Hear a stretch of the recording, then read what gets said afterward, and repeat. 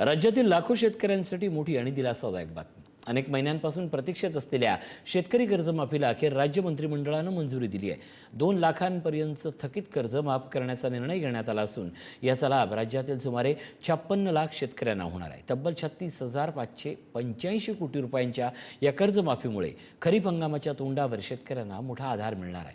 मात्र विधान परिषद निवडणुकीची आचारसंहिता लागू असल्याने या निर्णयाच्या अंमलबजावणीची अधिकृत घोषणा आणि निकष जाहीर होण्यासाठी शेतकऱ्यांना आणखीन काही दिवस प्रतीक्षा करावी लागणार आहे। कर्जमाफीच्या निर्णयाचं सरकारकडून स्वागत होत असताना विरोधक आणि शेतकरी संघटनांनीही सावध भूमिका घेतली आहे। पाहूयात या संदर्भातला सविस्तर आढावा घेणारा स्पेशल रिपोर्ट।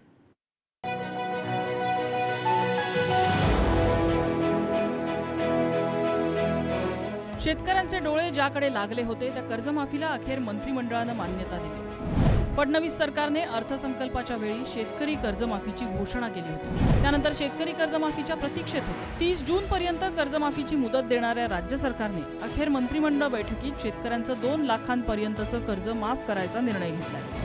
या निर्णयामुळे राज्यातील 56 लाख शेतकऱ्यांचं 36,585 कोटींचं कर्ज माफ केलं जाणार आहे। असं असलं तरी या निर्णयाच्या अंमलबजावणीला विधान परिषद निवडणुकीच्या आचारसंहितेचा अडसर आहे। त्यामुळे कर्जमाफी झाली तरी त्याची घोषणा सरकारला आत्ताच करता येणार नाही। शेतकऱ्यांना त्यामुळे आणखी काही दिवस वाट पाहावी लागेल। शेतकरी कर्जमाफीचा विषय कॅबिनेटला आहे, मंत्रिमंडळ त्याच्यावर निर्णय घेईल।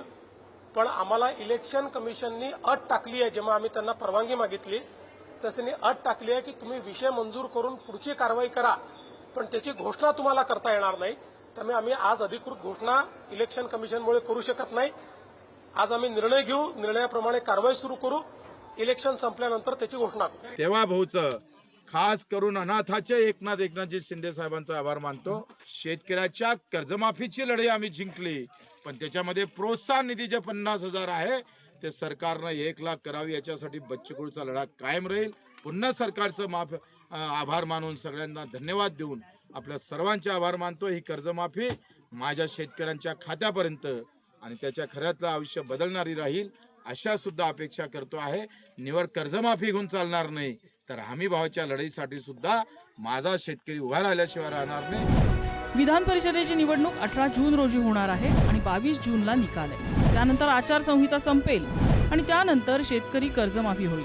तेव्हाच कर्जमाफीच्या अटी आणि शर्तींबाबत तपशीलवार माहिती सरकारकडून दिली जाईल। असं असलं तरी शेतकऱ्यांच्या कर्जमाफीचा मार्ग मात्र मोकळा झालाय। शेतकऱ्यांचं 2 लाखांपर्यंतचं थकीत कर्ज माफ होणार।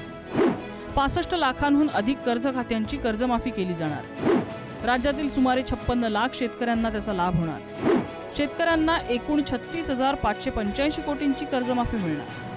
शेतकऱ्यांना कर्जमाफी सरकारनं जाहीर केली असली तरी कर्जमाफीत शेतकऱ्यांची फसवणूक करण्याचा प्रयत्न झाला तर सहन करणार नाही असा इशारा विरोधी पक्ष आणि शेतकरी नेत्यांनी दिलाय।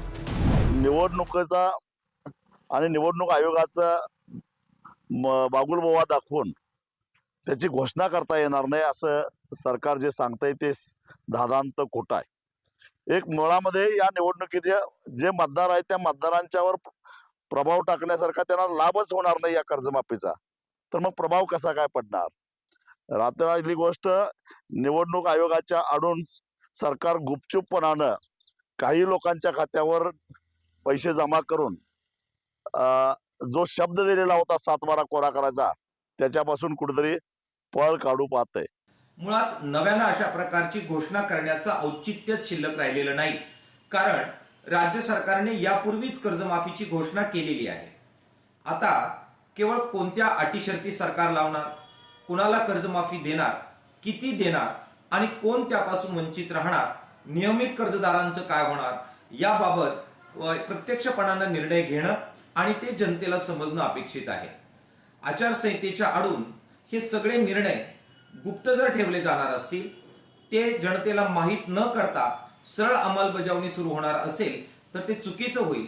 त्यामुळे कोणताही आडपडदा न ठेवता आणि आचारसंहितेचा कोणताही अनावश्यक बाऊ न करता जो काही निर्णय मंत्रिमंडळ बैठकीत होईल, ज्या अटी शर्ती ठरवल्या जातील त्या तत्काळ जनतेला समजल्या पाहिजेत। सगळ्या शेतकरी बांधवांना विचाराल तर ते एकच सांगतात की जी कर्जमाफी त्यांच्यापर्यंत पोहोचली, कर्जमुक्ती कुठेही होर्डिंग बॅनर गाजावाजा न करता पण खात्यापर्यंत पोहोचली, बांधावर पोहोचली, ती दिलेली होती मुख्यमंत्री उद्धवजी ठाकरे यांनी 2020 साली. मला वाटतं त्याच्या आधीच्या घोषणा आणि त्याच्या नंतरच्या घोषणा ह्या सगळ्या पोकळ होत्या, आपल्याला माहिती होत्या. अपेक्षा हीच आहे, आशा हीच आहे की ह्यावेळची घोषणा ही खात्यापर्यंत पोहोचेल अशी आपण अपेक्षा करू. आणि कुठेही जास्ती बॅनरबाजी होर्डिंगबाजीची गरज नाही आहे, कारण आपण पाहतोय खर्च कमी करायला सांगितलं, खर्च वाचवायला सांगतात एका बाजूला सरकार, दुसऱ्या बाजूला जर बॅनरबाजी करणं असेल तर त्याला काही अर्थ नाही. खरीपाच्या तोंडावर कर्जमाफी करून सरकारने शेतकऱ्यांना दिलासा दिलाय खरा, पण कर्जमाफीचे निकष काय आहेत याचीही उत्सुकता शेतकऱ्यांना लागलेली आहे. आचारसंहितेचा अडसर दूर झाल्यानंतरच सरकारकडून हा तपशील उघड केला जाईल. सुशांत सावंतसह ब्युरो रिपोर्ट, पुढारी न्यूज, मुंबई.